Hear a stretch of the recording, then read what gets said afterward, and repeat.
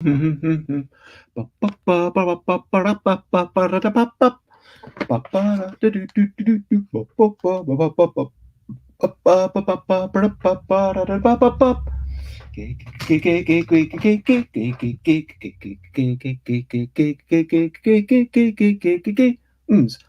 games, board games, it's what I'm all about. Board games, board games, I'm not gonna shout. I am starting off this streaming with a little bit of singing, and I am doing my weekly vlog.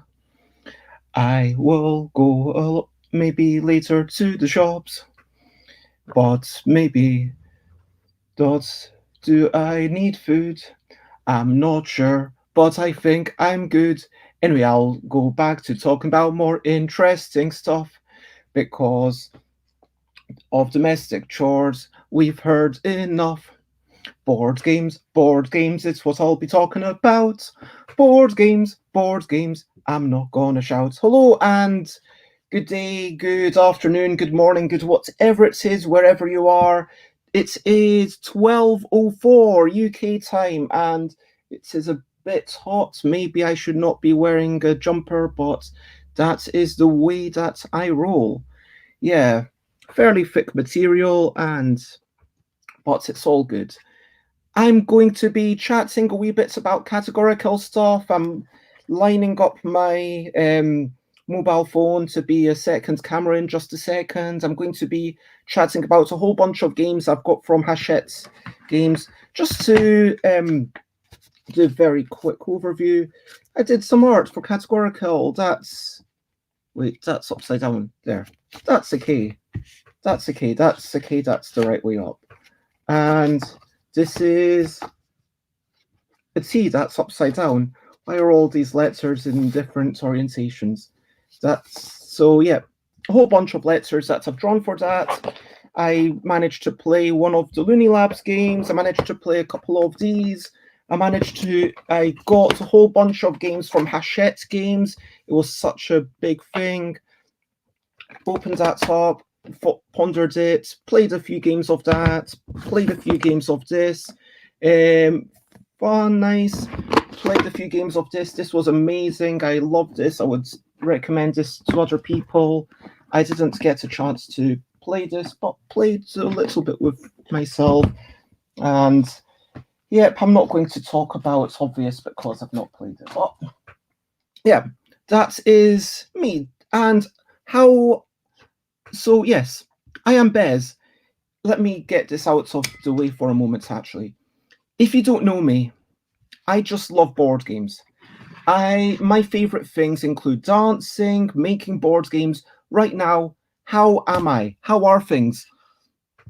I've been spending a good amount of time trying to promote the LDEC contests. I went onto the submission form and I found out that there's already been one entry to the typography contest, which is really nice. Let me give a wee where's the typography contest? Oh my gosh, I really should be better at this ending stuff. Typography contest stuff. Anyway, if you go to stuffbybez.com/art contest and stuffbybez.com/design contest, then those are where you go. That's where you get all the information. Someone's going to win a typography contest. They will get 100 quid. 4 runners up will also get parts of the grand prize, which is a whole bunch of free games and some mentorship. And same for the design contest. If you enjoy designing games, then yeah, hopefully you will enjoy that. So it was really fun and hello System Clash, that is quite the claim. Makes absolutely no sense, but I hope you are generally well. Anyway, so yeah, I had already an entry for the typography contest, and that was really nice to see. It was a lovely thing. And then I saw a couple of things for the game design contest, and that was lovely. How am I? How are you? How are we generally? Let's talk about UK Games Expo. Let's talk. Yeah, I've been doing a whole bit of preparation, trying to get ready for UK Games Expo, thinking, what will I take there? What am I going to have? I have managed to finish off typography and sent off some things to get printed about 4 to 50 times, and I'm really excited. I've got my wee whimsical creatures that are coming out, and I've got Categorical and Couple. Let me actually very quickly, where is Twitter? Stuff by Bez. I did a very quick photo dump up on my Twitter, so that if you want to see that, go to stuffbybez.com/Twitter, but I'm using it just to be able to go through things quickly. So to show you all the photos of what I've been up to in the past bit, what have been some of my highlights, and let me talk you through them. Mushroom! How can you not love a mushroom? I saw this.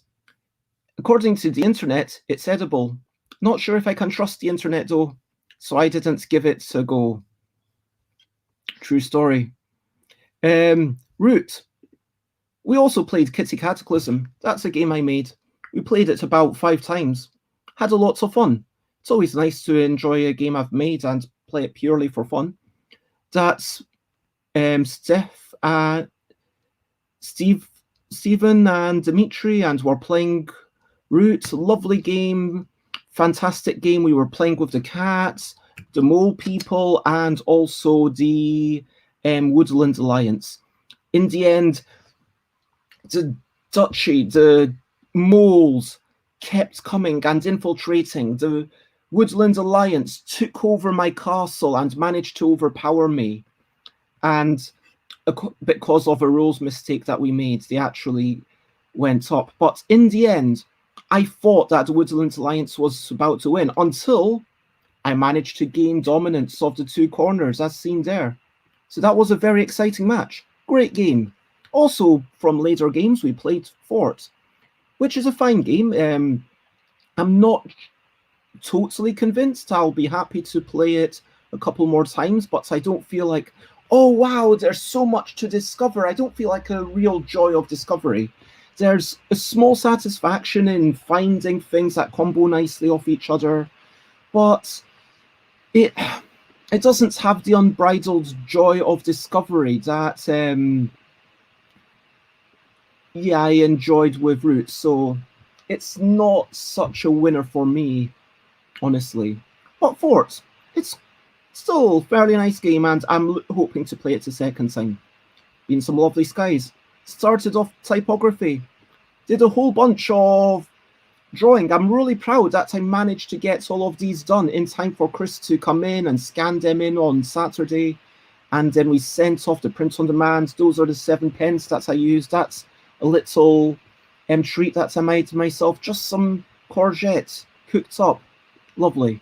Here are some more letters that I drew. These are just the outlines. I then coloured them all in, JH, JK, because the lower letters, the less common letters, are leaning one way, whereas the top letters, A, E, I, N, O, R, S, T, are all leaning the other. So that's why on this picture you'll see that some of them are one way, some of them are the other. And that's very deliberate to distinguish between the common letters, which appear 6 times, and the less common letters that appear a smaller number of times. And so yeah, this is the process of me drawing them in.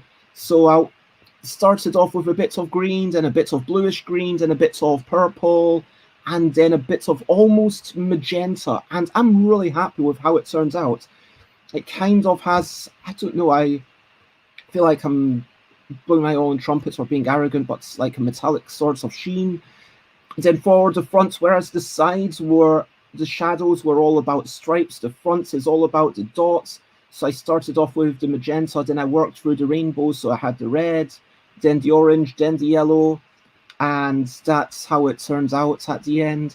You can see that is how an S looks at the end. Let me know what you think. If you can see this, then yeah, I hope that it looks good to you. And of course, everything else. It took me quite a few hours, but the colouring in was a really fun, energetic process. I wanted to try and get the outlines and spend a bit of time, but then with the colours, just get some real energy there if I was able to. Let me know what you think. Do you think I did a good job? Does this have some energy? Do you think you could imagine playing a game with these things? I also had to do some suits. There we go. There's the suits of the cards that are going to be in the background. And just above, I was using these old prototypes as reference, and the letters that you see on the top right as letters, there had to be numbers. So the numbers go into the background behind the letter to show how many times it appears. That is something.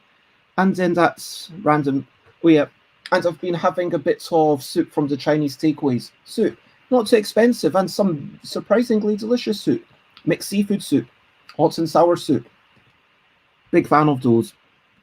I did get an enormous package from Hachette Board Games UK. So I am going to say up front that I am biased. I'm going to talk a wee bit more about these games in a wee minute, but I am very biased. And yeah, we did start off yesterday. Layla came over. We played Martian chess. This is a lovely game where you do not own any of the pieces. You own any piece that is in your territory. So any piece in your half of the board is yours and you can move it. And if you cross the board, if you cross the middle and then take a piece on the other side, then you are going to score points. The smaller pieces can move less, but are worth fewer points, and the bigger pieces can move really far and are worth the most points. And if someone comes and attacks you with their big queen, then the ideal system is that you will be able to take them straight back. So in this situation, if Layla, took me diagonally with one of the queens, then I would be able to take her other queen. But yeah, that is Martian chess. Very nice game. We also played Imagician. Imagician, honestly, this is so like the real standout games of this year. I'm trying to actually think. So Root, I'm sure there was one other one. Root and this. Honestly, this is for such a different audience, but Imagician, let me get up the picture. Sorry about that. Imagician, it's just such a delight. It's basically, how do I describe it? It's like connect the dots, but then the dots are pictures that you have to hunt for. There's continual surprises. And I should say, by the way, I am totally biased because this is produced by Hachette, who owns Gigamic, and Gigamic is paying me a whole bunch of money, so you should totally take everything I'm saying about all these games with a bunch of salt, but I'll get to that in a minute. Trek 12, it seems like reasonable. It seemed very pleasant. It seemed unexciting, but there are a whole bunch of envelopes to open, and I'm looking forward to that.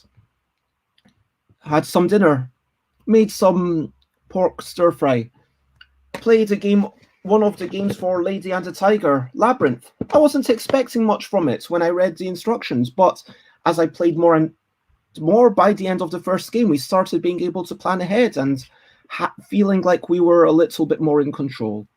And that is my photo dump of what I've been up to in the past week. Now, let me see if I can get this thingamajiggy working.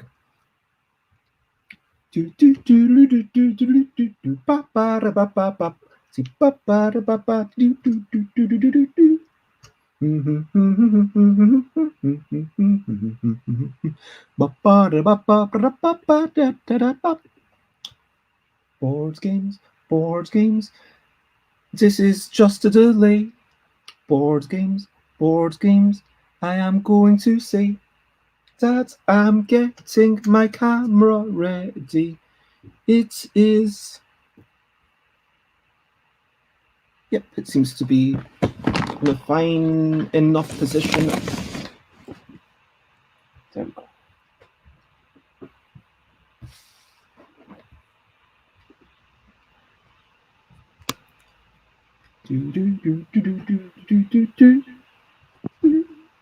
Oh, I need to mute that.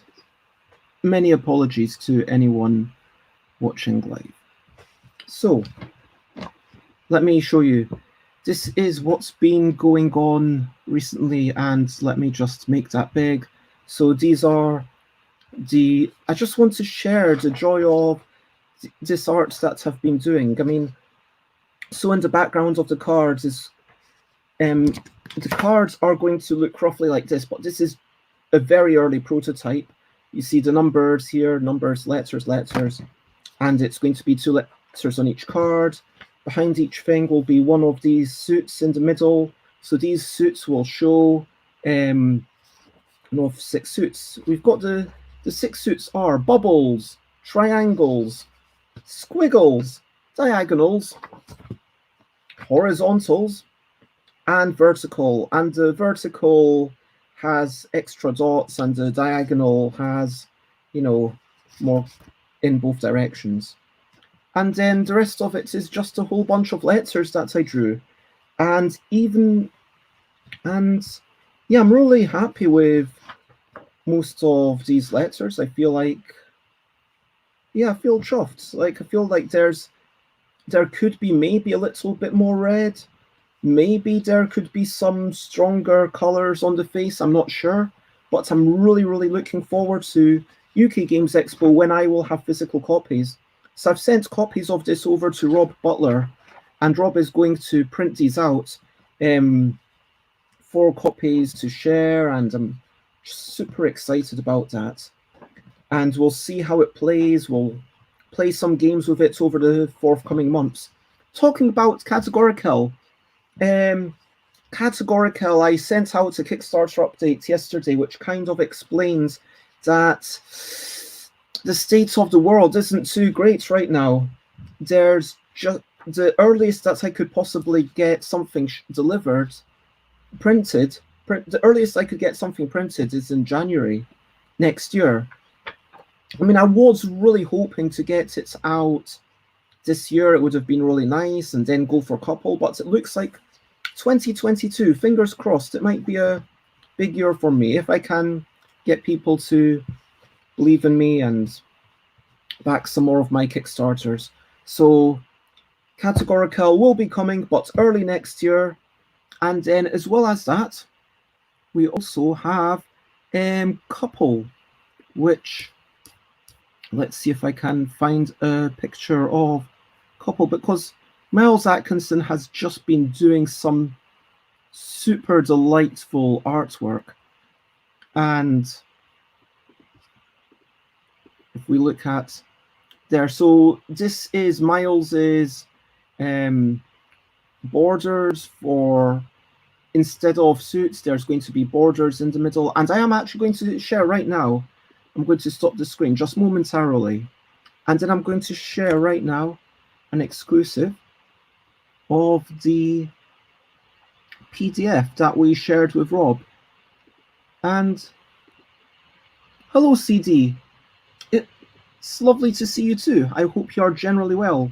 I'm just showing off things that have been drawn recently. So these bits over here are letters for Categorickell, and Miles has sent things for printing, and I'm just really excited to have physical copies, hopefully by the end of the next month. It's going to be UK Games Expo, and I am a little bit anxious, I'm not going to lie. But yeah, sharing screen, there we go.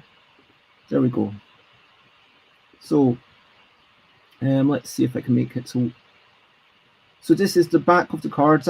This is what the front of the card will look like, and this is the typeface that we're going with.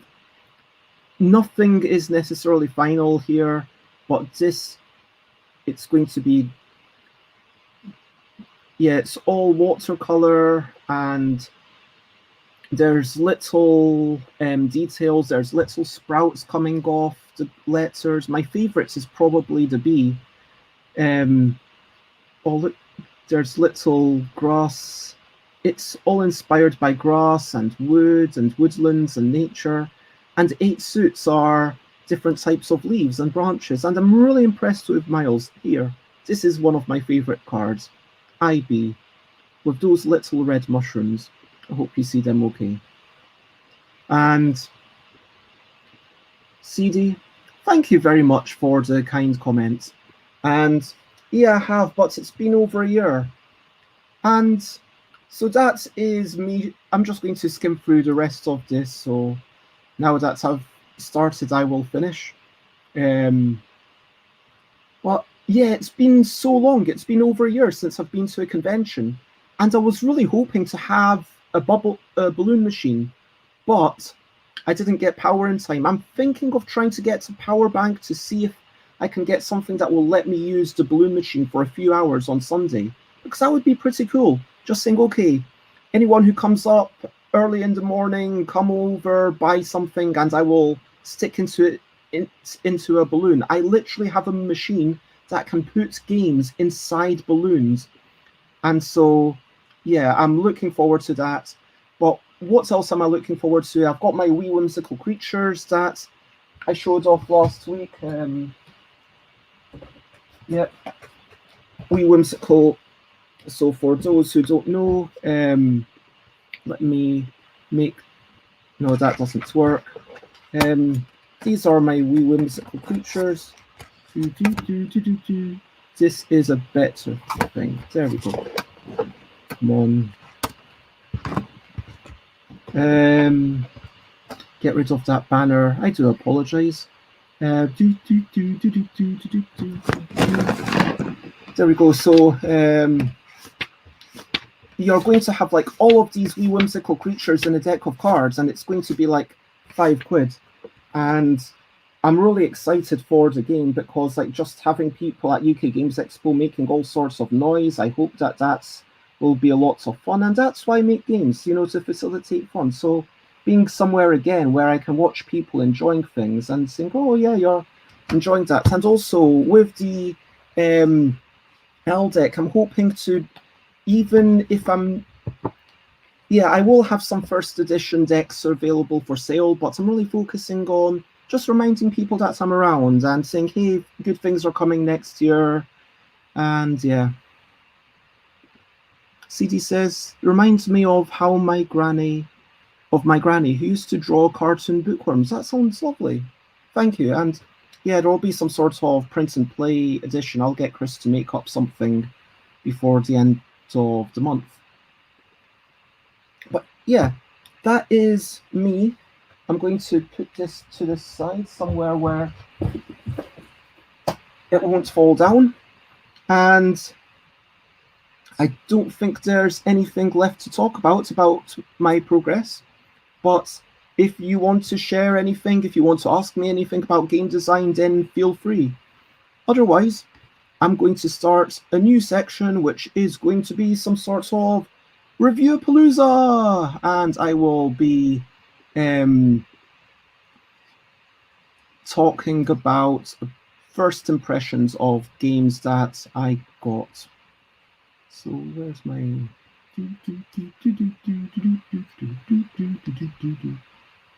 Imagician. Let's start with that. And no questions, says CD. Well, I apologize for this thing being in the way and all that, but this is Imagician. Honestly, I'm just okay. So I've got a whole bunch of things that I decided I want to say when I'm reviewing stuff. Firstly, I want to say that I am super biased about this. Just in case you aren't aware, I designed Yogi. Where's a copy of Yogi? Oh, it's all the way over there.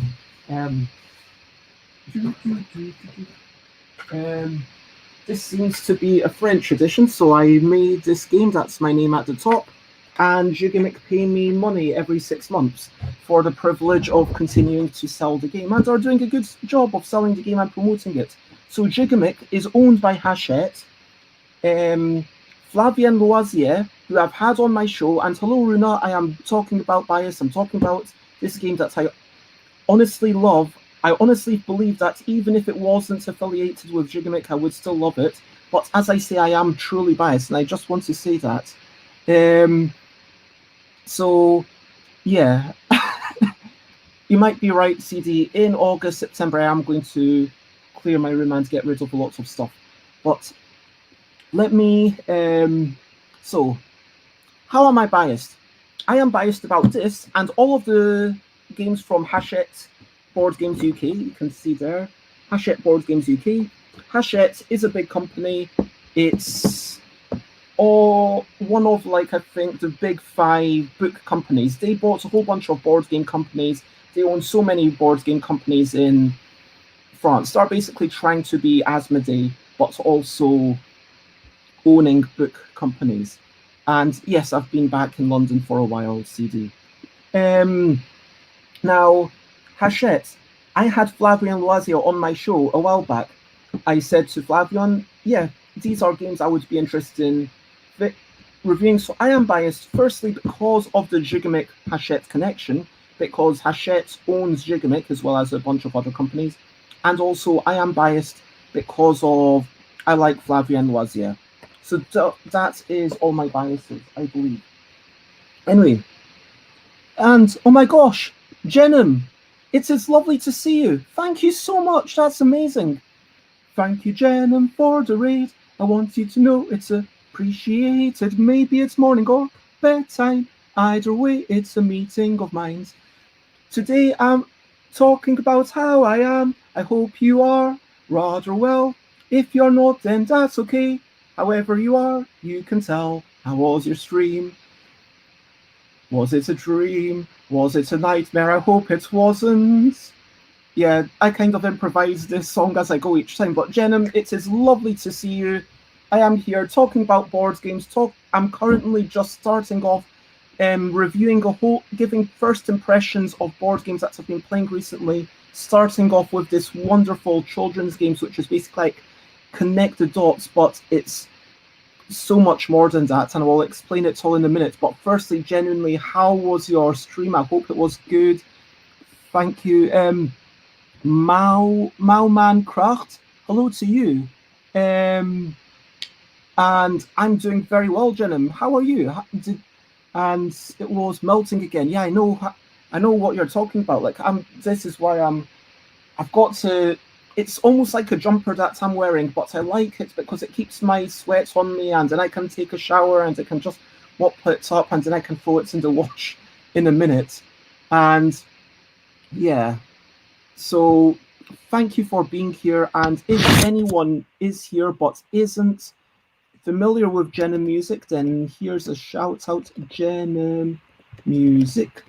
Jenim does, I think it's Fridays. Jenim like writes stuff, and like Jenim's like just got some fabulous vibes and has been on the show before as well, and it's just such a lovely delight to talk to and listen to and everything. So yeah, check out the most amazing person.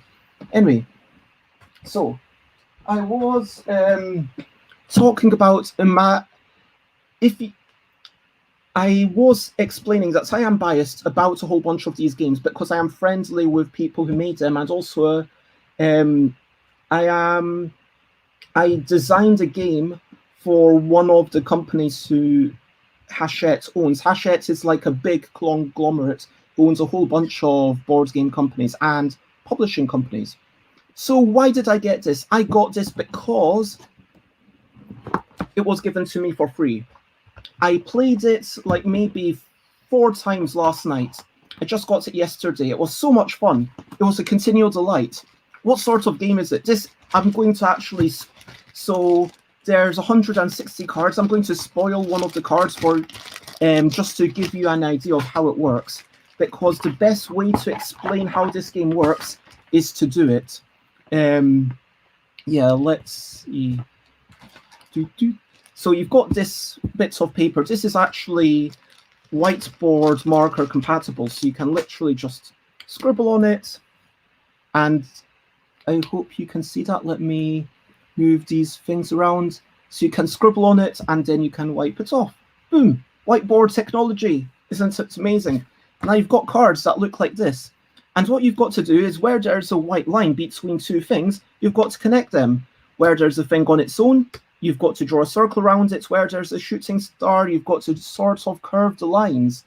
And eventually you get to see a thing. It's so much fun, so much fun. So let me actually, let me give it till we go. So there's a frog here. Okay, so there's a frog. And normally there'd be multiple people doing this at the same time. Okay, so that's that, and that's, my gosh, where's that? Oh, there it is. So this is a, so we've got a line from this thing. And there's a lot of objects that look quite similar, but then as you play the game, you do get to know them. Like there's all these different pumpkin faces, different potions, and there's sort of a vague theme of magicians. So because this is a shooting star, I need to curve around here. So it needs to curve around here and then go to the skull. So I do sort of like that. Let's see how that works. And then I go to this, okay, and then spider. I have no idea what I'm drawing yet. And can you tell what it is yet? I certainly can't. Let's go here and we go around and go to the feather. So remember, any two symbols that are connected. So here, there's that little creepy crawly, and now I'm looking, oh, there's that blue feather. And then there's that little cactus thing. The mushroom, where's that magical looking mushroom? The weird plant. Then there's a space aubergine, as I like to call it.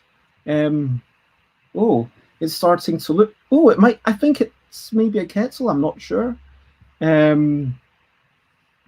Okay, so, oh, it's a hairdryer. Do you see it? Do you see it? It's a hairdryer.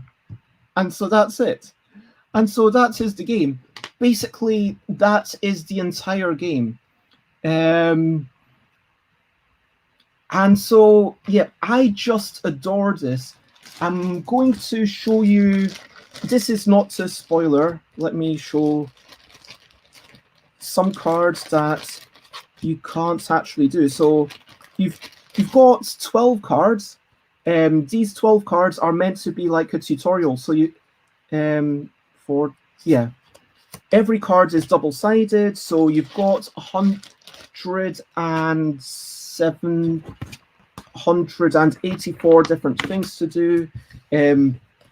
The first time you play, they suggest you play with these cards that have the little dots on the side. So you start off with the green ones, then the yellow ones, then the red ones. So the green ones say, hey, here's things, draw straight lines. The orange ones say, hey, now that you've learned this, play a new game and draw circles around stuff. Red ones are, hey, now you draw curves and now you're ready for the full game. And so we did that. We played it. We played then a game with all 4 things. And when you're playing the full game, you've got a little timer. You'll see that there's stars over here that you can fill in your score. And when you think you know what it is, you write hair dryer, and then you flip it over, and then there's a timer in the middle of the table. This is a timer in case it's not obvious from a top-down view.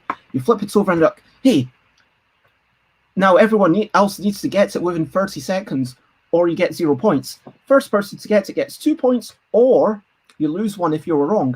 This is a really nice kind of way to stop people from just rushing the game and like doing it's a really nice way to stop people from like being, okay, I'm going to rush it. I'm going to quickly be first to flip it over, because if they do, they are risking losing that point. Whereas if you're second to answer, you're not risking losing anything. And yeah, so I agree with, Runa, CD, Genom. Yep, it is absolutely cool, cute, fun, 100%. It's kind of like connect things. You could say it's for adults, although on the box I think it says it's for 8+. But it gave me so much childish glee. Yes, everyone has a board. Everyone has their own board. So just to open the full box and let me sort this out. There is 3 boards. There's also a background. I'm not going to go into all the rules, but the background is to make it harder. When you've won, you have to do it on this side, which means that it's going to be much harder, and that's a really nice catch-up mechanism because suddenly it's all in black and white. You've got 4 little pens and a sand timer. You've got lots of cards. Which side should I put that on? I'll leave that one out for the moment.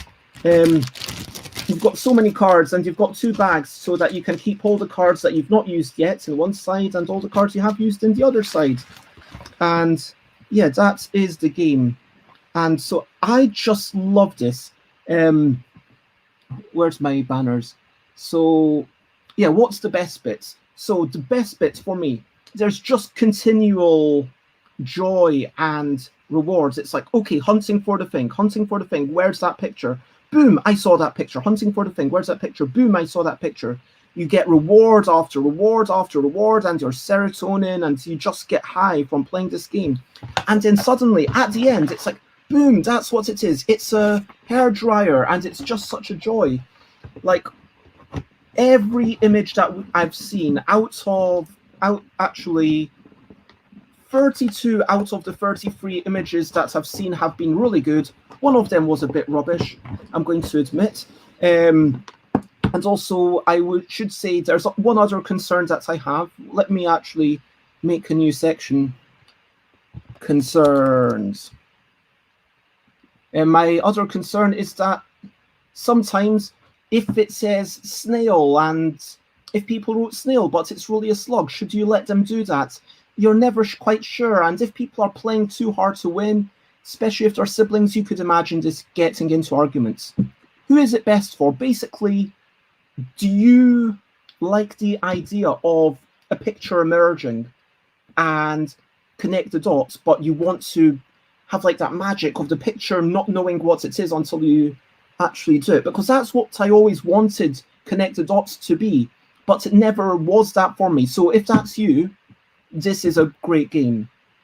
If you like drawing, if you're not bothered by bits of stress, this is a great game. It's just a joy. How is it inaccessible? Well, clearly, it's a bit emotionally kind of inaccessible. People might say, oh, I said snail is totally, or clouds. If someone says, oh, it was totally a rain cloud, and someone says, hey, I wrote rain, that's the same as cloud. If you get rain cloud, then I should get rain.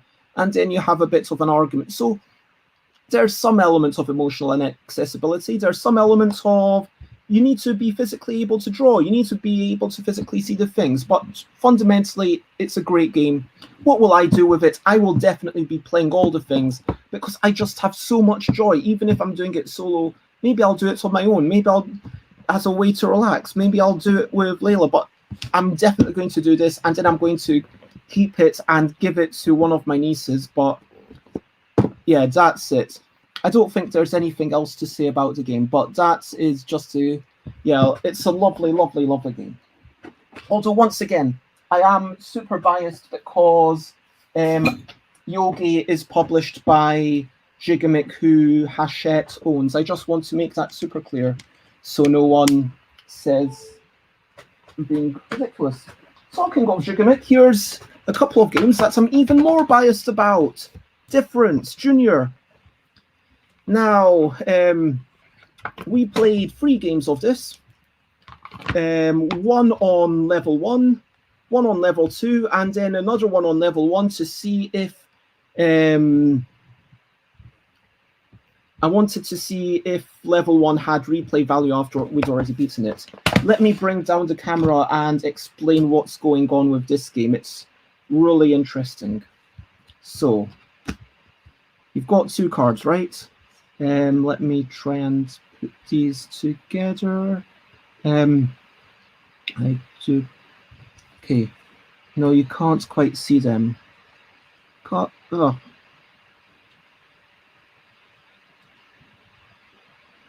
Let me actually just... Okay. Can you...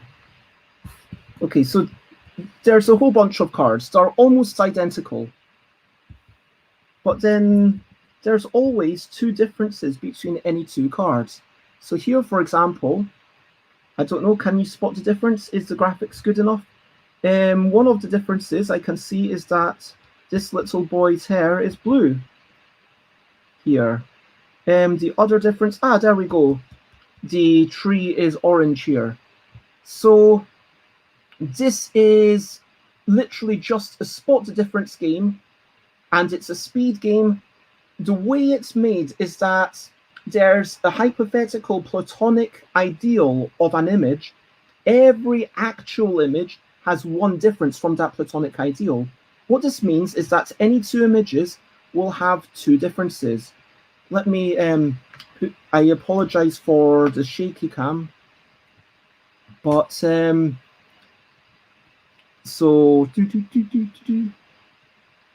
this is level 1. This is the easiest one, and we were struggling. I mean, right now I'm like, okay, what's the differences on here? Oh, it's the ice cream. Here, the little, you see, the ice cream tower is a bit shorter. And, oh, here, there's a red flower. Sometimes you see it straight away. Sometimes you know, it takes a while. But let me get back to my banners. So, how am I biased? I'm biased because this was made by Gigamic, and Gigamic produce in a bind.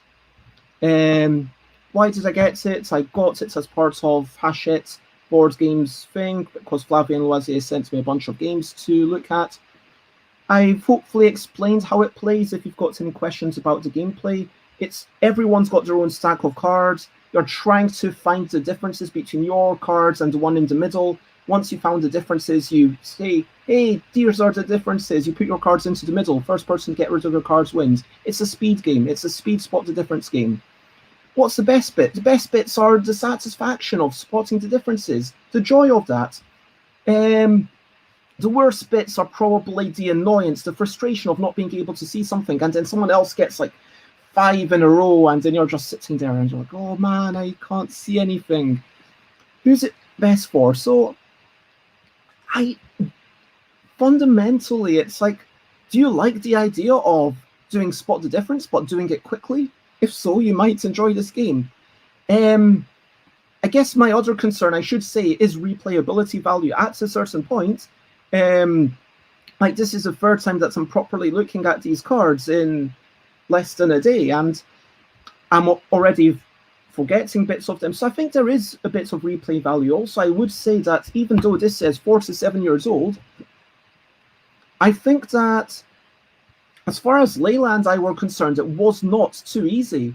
I felt like we were very happy with this. Also, just look at the pictures. They're so joyful. I mean, you've got the ice creams, you've got the sunny day out in the park, you've got the kids party, and then you've got the crazy animals on motorcycles. I don't know what's going on there, but oh, good night, CD. I hope you have a wonderful night and sweet dreams and everything. So this is different, the more grown-up version, I guess you could say. And there we go.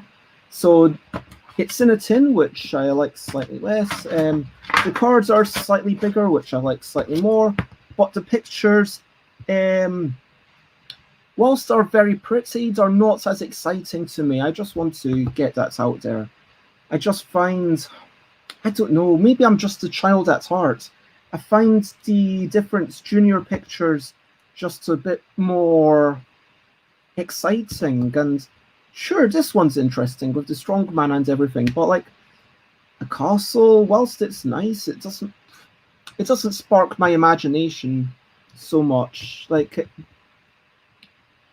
yeah, and like these colors just feel a bit too muted to me. Like, they're nice, they're pleasant, but I actually am very happy to have the difference junior. But I think, well, I would honestly encourage everyone, yeah, get this one. If you have little kids, or if you are a child in spirit, then go, if you like, spot the difference. Yeah, that hopefully that explains it. How is it inaccessible? Obviously, there's so much wrong with this game in terms of accessibility. Oh, I hate saying this, especially because oh, but it says 2 to 6 players. I don't think that this is a good game at the higher player counts. Even with 2 players, we wanted to get very close to the thing. We wanted to see it clearly. We wanted to make sure that we were sitting, looking at it the right way up. With people around the table, it would just get aggravating. And emotionally, you might feel, oh, that person's seeing it the right way up. I'm having to look at that picture upside down. And I would find that frustrating, let alone a small child. The other problem I'm going to say is, yeah, the more people that are playing, the further away from you all the central picture will have to go. And so that could be a problem. What am I going to do with this game? I'm going to play it a whole bunch more times. I'm going to enjoy it for a long while, I'm sure. But I don't think it's going to be something that I bring out with big groups. I think it's going to be something that I enjoy mainly as a 2-player thing. Yeah, I think that explains everything. And lots of love, Jenna. Thank you so much for dropping in and bringing your crowd so much love, and have a wonderful day. And yeah, Runa, anyone else who's here, definitely check out Jenna Music. Now, track 12. This is my next game that I am also very biased about, because I was sent it by Hachette Board Games, who sent it more to me for free, and Hachette owns Gigamic, who publishes Yogi. Okay. I feel like... Okay, so track 12. This is a roll and write. We called it such a hipster game for some reason. There's, Lumberjack Studio, and it's like a family of hipsters. If you look at the icons on the back, the age icon is little baby in a lumberjack shirt, and yeah, it's like the very slightly wonky angle up here with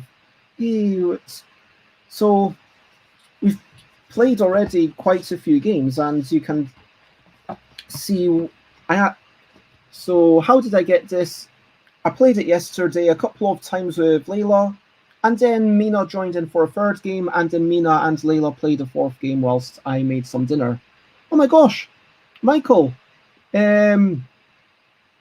Thank you, Idol Michael, for the raid. I want you to know it's appreciated. Maybe it's morning or bedtime. Either way, it's a meeting of minds.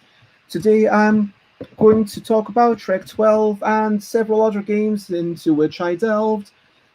I'm biased, and I will say this again, but bias is part of the human condition.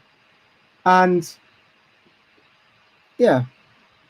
Hello, Michael. I hope that you're generally well. It's been a long time since I have seen you. I apologize for that, but I hope that you're generally well. And yeah, condition.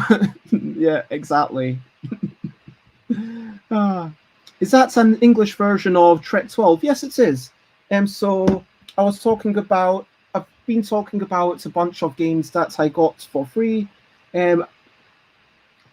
Just for this game was sent to me for free by Flavien Loisier, who I consider to be on friendly terms with. Flavien's doing official distribution for Hachette Board Games. Hachette owns Gigamic. Gigamic pays me money twice a year because they publish Yogi. So I am biased. Take everything I say with a pinch of salt, but I like to believe that I'm willing to give criticisms. If you are based in the UK, Ludoquist has copies of this. I am doing generally well. I am worried about power. Yeah, if anyone has any advice on a power bank that might have enough power to supply a balloon stuffing machine for a couple of hours, that would be really good. But yeah, so what do you get? I guess I might as well do a bit of a box thing. You get the Trekker's Manual. This is about the simple modes. You get the Alpinist's Manual, which is about Expedition mode, which is the full sort of legacy game. The Solo Manual, which I've not read through. You've got Dunai, which is a simple one, which is the only one I've played so far. You've got this one, which adds these, dangerous places that you have to meet certain conditions of. And you've got Dualagiri, which adds a different shape. You've got your couple of dice. You've got these and you've got all these envelopes. And I've not really started going through the Legacy game, but I am looking forward to going through Legacy game and just seeing what they come up with. There is a story here which seems very vacuous, and it's kind of like, really? The heart surrenders last. The snow reflecting the sun or setting fire to it in the evening hides it from the eyes of the world. Through it, the ear stuck to its skin. I once heard the heart of the rock beating. I mean, it's very poetic, but it kind of feels... Maybe I'm not... Kind of, yeah. Una says, generators can be rented, although would that work indoors? Would that work indoors? That is a good shout. Would I be allowed to use that in UK Games Expo? But yeah, Trek 12, anyway. What else did I want to say? What sort of game is it? You roll a couple of dice. You either choose the lower dice, the higher dice, the difference between them, the adding up between them, or the product, multiply them to get a number, write a number into one of your circles, and you are trying to get circles into chains. Like, where's one? So here's one where it's 9, 10, 11, 12. That's a chain that will give you 12, 13, 14, 15 points because or you can get areas, which is multiple things of the same number. So for example, here there's all the twos next to each other. You always score according to one of the numbers that's in the chain or the area, plus the number of additional things next to it. So here, the 12 can be in one chain, but it can also be in one area with these other 12s. And from one point of view, you want lots of little chains and little areas because then you're scoring everything individually, and you want really high numbers, of course.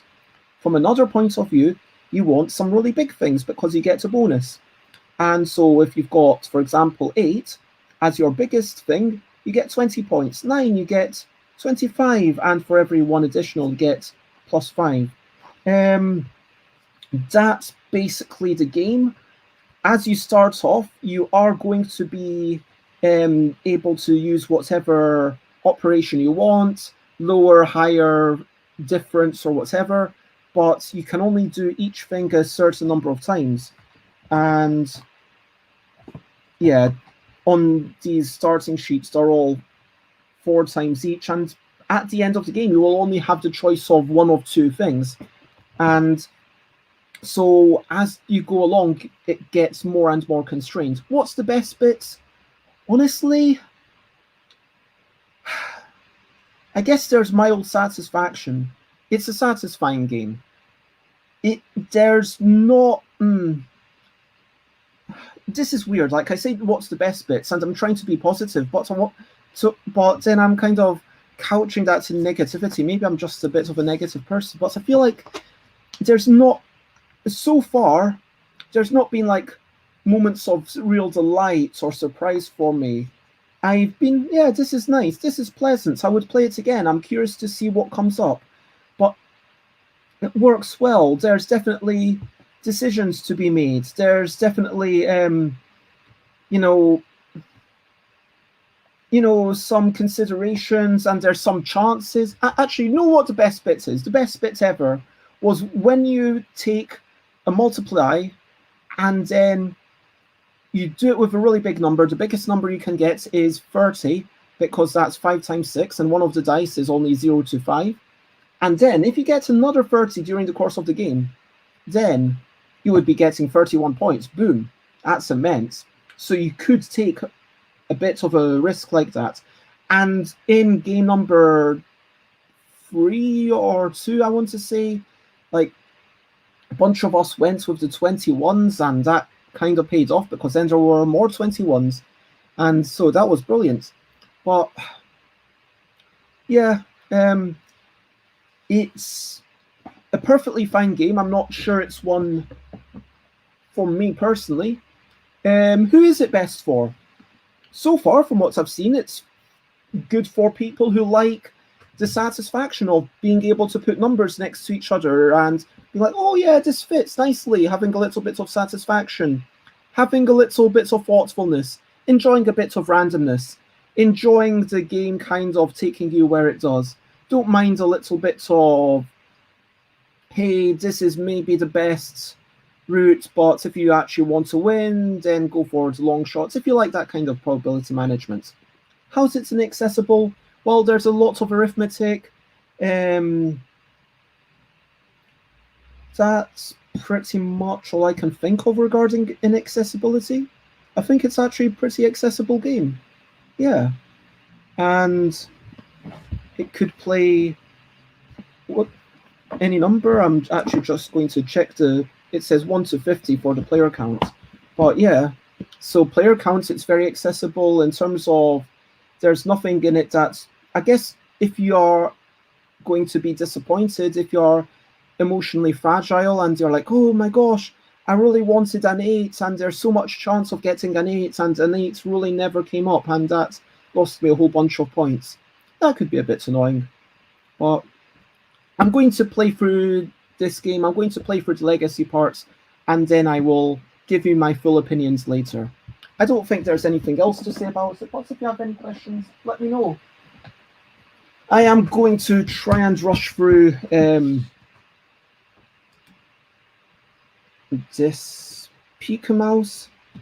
Can I?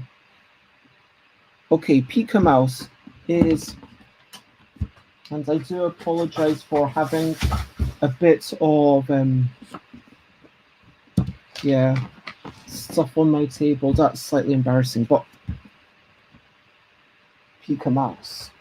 This is, again, how am I biased? Exactly the same. This is from Gigamic. Gigamic pay me money. I played it one time last night, but we played it on the easiest setting. Bear in mind, this is a game ostensibly for 5 to 9-year-olds. So we are a bit older than the target age, but it was after midnight. We were tired, and we wanted to play it on the easiest setting. So, yeah, we did. Flavian sent that for me last night. It is kind of a memory game, but there's one weird bit, which is that you literally peek into a house. You've got these sheets. There's a whole bunch of assembly the first time you get it. These are the player boards that where you answer. This is the more complicated side. This is the simplest side. And we not only went with the simplest side, we also did, for younger players, use this variant to turn over the question token, so the memory is a little bit easier, because it was late at night. Now, you get this board, which I'm going to, it's an actual house. I'm going to actually show you it's on this camera. So, yeah, it is an actual house, and then it gets covered by the lid, and then you've got slats, and then it's going to, and it gets constructed, and you've got little plastic bits to keep it wedged in so that it stays in even when you pack the game away, and that is cool. It's really nice how in the box it goes into itself properly, if you know what I mean. A little timed thing. Okay, so that's going to shine for 30 seconds. I don't know if you can see the shine, but after 30 seconds it will stop shining. And the idea is that, wait, you've got your house. You've got these wooden tokens inside, right? Let me show you these wooden tokens. The wooden tokens are symbolize objects like, for example, sweets, and they're double-sided, so sweets, or a ring, or a random board game piece that the mice have on their floor for some reason. All of these, it's actually popped in here.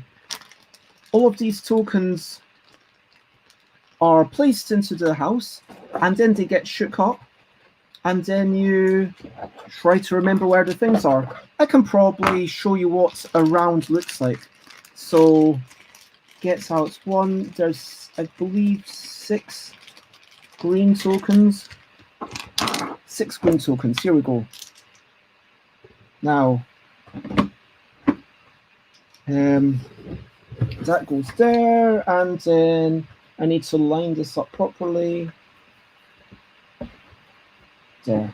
There's a little ladder on one side to help you line it up properly.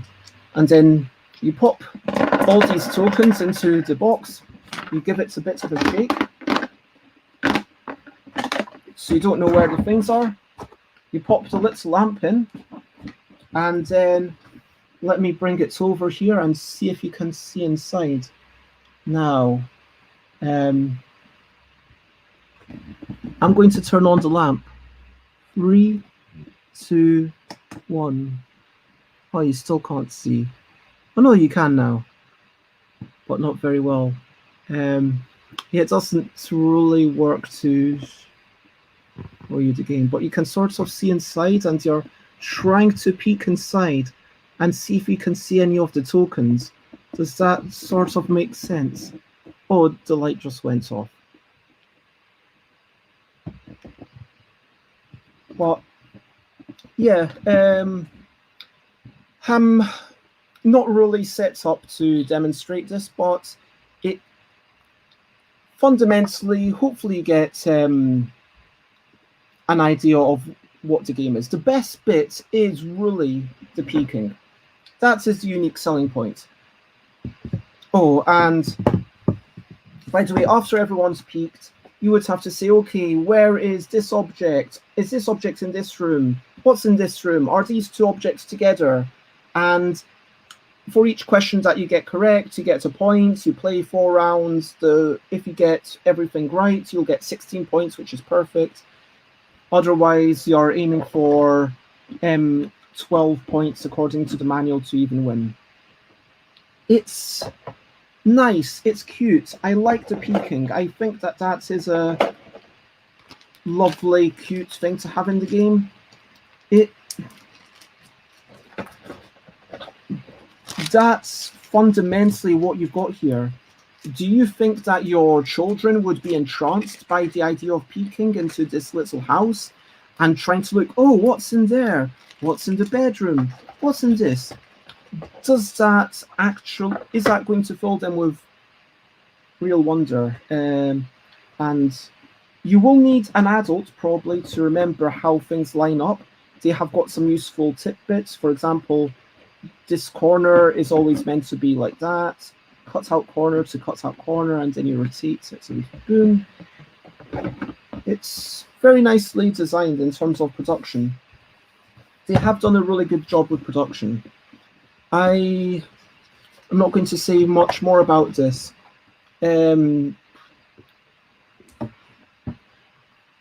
It's inaccessible. It's all about the visuals. It's all about the peeking. It's all about running around the thing. If you don't have the space to wander around the table, then maybe this isn't the game for you. If you're worried about little bits getting lost, then maybe this isn't the game for you. If you struggle with memory, then of course this isn't the game for you. And what will I do with the game? Yeah, I'll play it a few more times. I'll try it. I'll see how my nibblings are with it. And yeah, maybe they will enjoy it as a little gift. Even though it is marginally, I think there are 8 and 10 going on 9 and 11. Yeah. So maybe the younger one, but you know how these age things are. Anyone, it's. But yeah, I don't have anything much to say about this game right now. But hopefully that's given you a wee bit of an idea about the game. The only other things that I really wanted to quickly say is Ghost Adventures, game I got. This is really cool. Spinning top, move it round, jump up things. I'll probably be playing a lot of that solo. Martian chess, I really enjoyed. Actually, let me do a full thing of Martian chess. Martian chess. Martian chess. Oh my gosh, I really like this. So I am biased about Martian chess because I like abstract games. I have personal contacts with the people in charge of Looney Labs, and yeah, I'm biased to what I like game systems, so I maybe subconsciously want to promote game systems. But I'm also biased maybe because I want to say like my game system is the best. That's some of the ways that I am biased. But this is Martian chess. What they've done here, I got this game because I bought it, I pledged for the Kickstarter, and I got all the things and Pyramid Arcade. I wanted to do a bit of research into game systems, and it's an interesting thing that they're doing. They're basically admitting, hey, people don't want to buy this big pack of 22 games. People don't want this. People want, like, it's like a big, and that's the thing, like, that's a really expensive box. Whereas, like, this, it's a little tiddly box, and you only get one game. But then once you've got that one game, maybe you will be inspired to go and make your own boards or whatever for other games. This, I believe, was the second ever game for the Pyramid Arcade system. I believe the Pyramid Arcade system was originally designed for Ice House. I might be mistaken there, but Andrew Looney made one game for using pyramids, and then a while later realized, oh cool, there's another game I can make using these pyramids. They've all got dots. They're small ones with 1 dot, medium ones with 2 dots, big ones with 3 dots. You can hide them. You can put them on top of each other. That's called a nest. And yeah, that's basically all you need to know about the pyramids. Martian chess itself. Some lovely graphic design, as you can see there. Little pieces move diagonally. So, boom. Medium pieces move 1 or 2 spaces, but only orthogonally. Big pieces move as far as they want in literally any direction. But let's say I move this piece here. Control is not by which piece is where. Control is by where it is. Sorry, I misspoke. You do not have control of certain pieces, you have control of anything on your side of the board. So let's imagine now my opponent wants to take this piece. They get 1 point because it's a small piece. Now I can move it back. And I would get 2 points because I controlled that for a brief moment. Now it's on their side. They can move it back here. And now they will win 2 points. And now theoretically, I can move it back here. and I would win 3 points. I've done pretty well out of this exchange. And now they've got the piece, but they can't actually hit me with it. It's a really interesting system of ownership, of sorts of, yeah, it really gets your mind working in a slightly different way. I enjoyed it. The best bits is just like a lot of abstract games. It kind of tickles your mind in a unique way and be like, oh, I do that. And then having those small realizations. Like most abstracts, I think that is the best bit. I think if you like abstract games, if you enjoy planning ahead, if you enjoy learning new systems, this is a game you might want to check out. It's definitely got a whole bunch of planning ahead. It's got whoops, oh my gosh. So you need to, it's inaccessible in that way, and also it is a 2-player only game. What will I do with this game? I honestly don't know. Like a lot of abstract games, I feel like I would love to play it more and more and more, but I don't really have the people to play it with. And I mean, I like playing games with Layla, but Layla doesn't like abstract games in general, so... But it is quite small, and you can do other things with it, so that does make me want to maybe keep it. I'll see. What, Martian chess? Yeah. And hello, Matt. I am just doing a quick overview, first impressions of a whole bunch of games that I have been playing recently, and I hope that you're generally well. Thanks for... was talking about UK Games Expo earlier on. Someone suggested getting an actual petrol generator for my balloon machine, but I'm not sure if that would be allowed. I don't think it's really suitable to have a fuel power generator in UK Games Expo. What do you think? But you're going to UK Games Expo, right? So I hope you're doing well, and I hope to see you there. And yep, hopefully you will get to see a bit of the new L deck, which is couple, and also I've got Categorickell, which let me see if, oops, that's also for couple. But yeah, I should have hopefully 2 new things, so I'm really excited about that. Not to mention wee whimsical creatures. But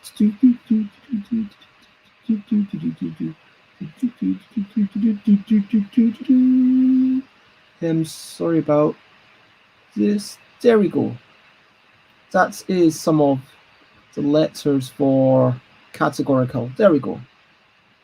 And oh wow, yeah, I saw Karen talking about it on Board Game Geek.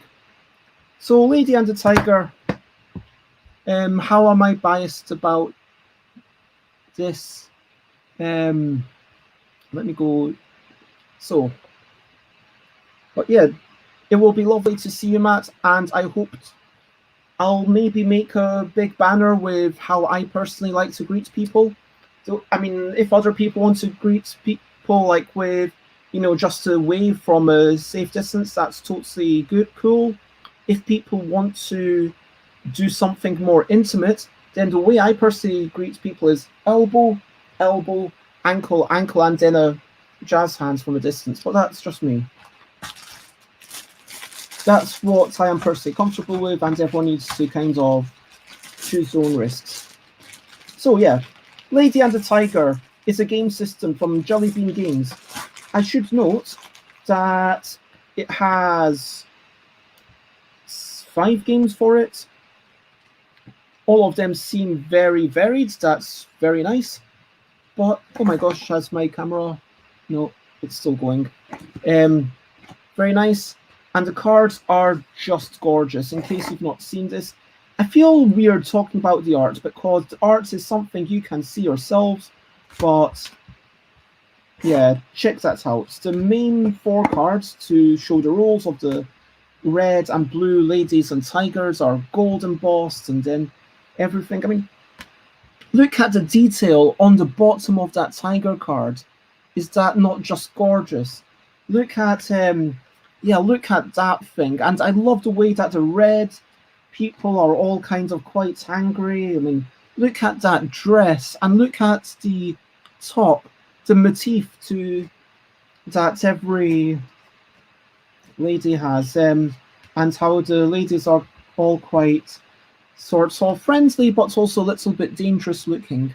I just love that. That is the art for Lady and the Tiger by Tanya Walker. Tanya Walker, great artist. Good job, Tanya.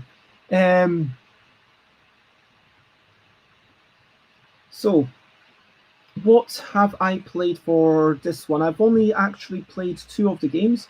I played Horde, which was a single-player puzzle game, and I played Labyrinth, which was a 2-player Labyrinth game. It's in Labyrinth, you're swapping things around, you're moving pieces, trying to get them from one corner of the maze to the other. I feel like, is there an end to this poem? Because I feel like I'm missing the next bit. So yeah, what sort of game is it? It is a game system, but I'm specifically going to talk about Labyrinth, I guess, but I just want to acknowledge, because this onboarding, the manual, everything is part of the game. It's not just the rules. It's not just, when you play the game. It is also, honestly, I like this approachability. You see, okay, I want to play this. It's got the bluish background, and then boom, there it is. It helps you find the things. That is, oh my gosh, this camera is not working. There, can you see that?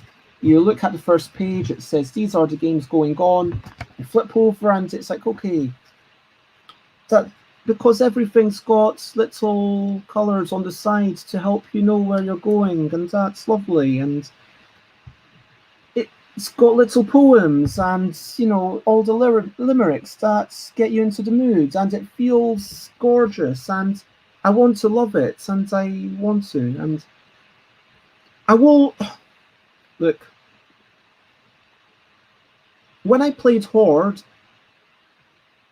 the 1-player game, I played it, and then I managed to succeed, and then I played it, and then I think I played it 3 times, and I never felt like the results were mainly down to myself. I felt like the results were mainly down to the initial conditions. I felt like there would be a lot of things that were just unwinnable. I didn't feel satisfaction. I feel like Labyrinth, exploring it, where, okay, each turn, where's the other card? So in Labyrinth, each turn you're swapping 2 cards. You've got a grid of cards, and each turn you've got a marker on the lady or the tiger and a marker on red or blue, showing you what kind of cards you can swap. And then you either swap 2 blue cards, or 2 red cards, or 2 tiger cards, or 2 lady cards, depending on what the cards say. And so you've always got a bunch of options. You move your piece somewhere, and then either you can teleport your piece somewhere in the same row or column to help you, or you can teleport your opponent somewhere to hinder them. But, it doesn't go back and forth. You don't just keep hindering your opponent. You are eventually you always have to move your own piece, and you always have to make a move. So you are going to keep moving your piece very, very slowly towards the end. I think it is going to finish always. But I don't know, like, it felt interesting. It felt nice. It felt pleasant. And I am curious to play it a second time now that but afterwards it was like everything else we played multiple times, but that one game is like, yeah, we're not excited by it. It didn't grip us. It wasn't like, wow, there was something that, yeah, man, this is really negative for what's the best bits. The best bits are exploring it and getting to know it, and intellectual curiosity being stimulated. That is the best bit, being stimulated intellectually. because all of the games are intellectually stimulating. Who's it best for? It's best for someone who will appreciate the art and enjoys, game systems in general. How's it inaccessible? I mean, if you're unfamiliar with the concept of game systems, you might be thrown by the fact that the manual doesn't always clearly say don't use these bits. They do have these, talking about inaccessibility, they do have these really nice reference cards for every single game. Every single game has reference cards up to the maximum player count, so you will get a chance to decide what you want to play. Everyone will get to look at it, and basically not much inaccessibility other than cognition, at least for the games that I've played. What will I do with this game? I will definitely play all the games. I mean, I will it's almost, what will I do with this game system? What will I do with these components? What will I do with the deck of cards? I will play all of the games. With these games specifically, will I play them again? I'm not the biggest fan of Hordes. I'm not probably going to play that again. I will... maybe I'll come back to it in a while and be like, oh yeah, that's an interesting little thing. Now I've forgotten it, I'll try and work it out again. It's Labyrinth, but yeah, Labyrinth, I'd like to play it again to try and see if there's anything that's missed. I do really like the fact that in Labyrinth, it is zero luck. You know everything straight off the bat, but there's so much chaos and just totally throws you off.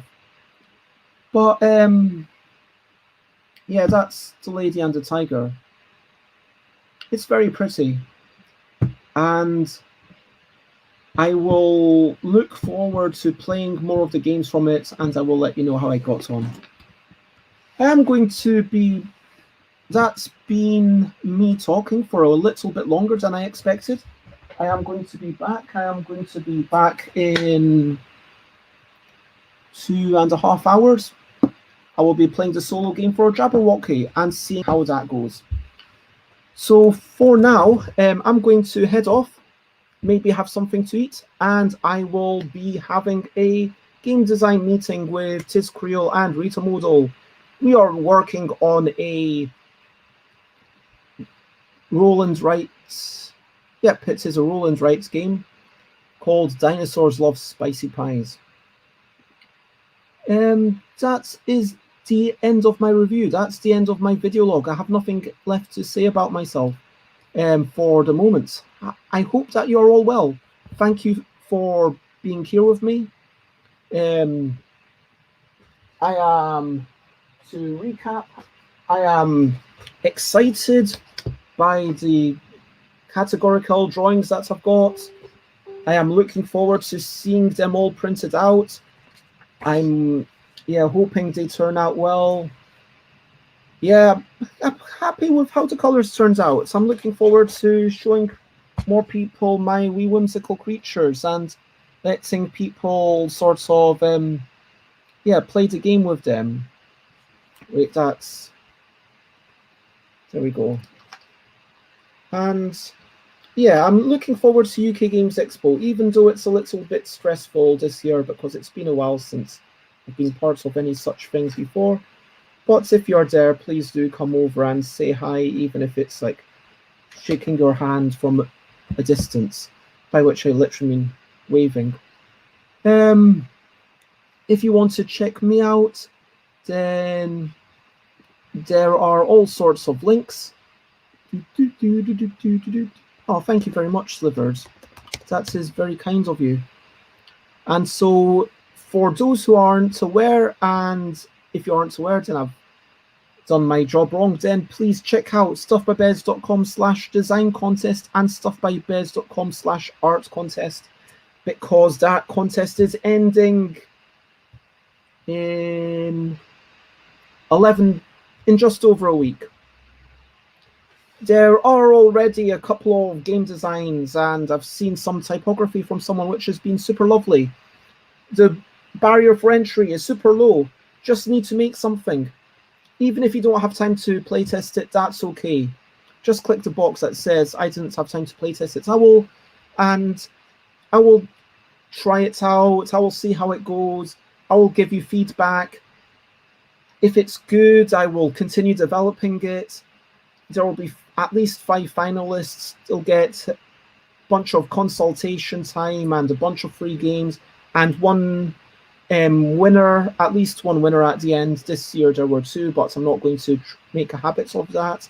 But the winner will get 100 quid and possibly a contract if the game is good enough to print. Same with the art contest. Pretty much the same thing, but with the art contest you only have to do THE, C and K. So 7 letters. Once more, thank you everyone. It has been lovely to have you here. Check out stuffbybez.com/streams to check out my future streams. I'll be back in 2.5 hours. For now, spread the word with just a couple of people watching. I'm probably not going to bother raiding for now. I'm just going to say good afternoon, good night, good morning, good whatever it is wherever you are, and bye, bye, bye, bye. This is a goodbye song. Bye, bye, bye, bye. Thank you for watching along. Bye, bye, bye, bye. This is the end of the show. Bye, bye, bye, bye. And now it's time to go. Bye, bye, bye, bye. This is a goodbye song. Bye, bye, bye, bye. Thank you for watching along. Bye, bye, bye, bye. This is the end of the show. And bye, bye, bye, bye. And now it's time to go.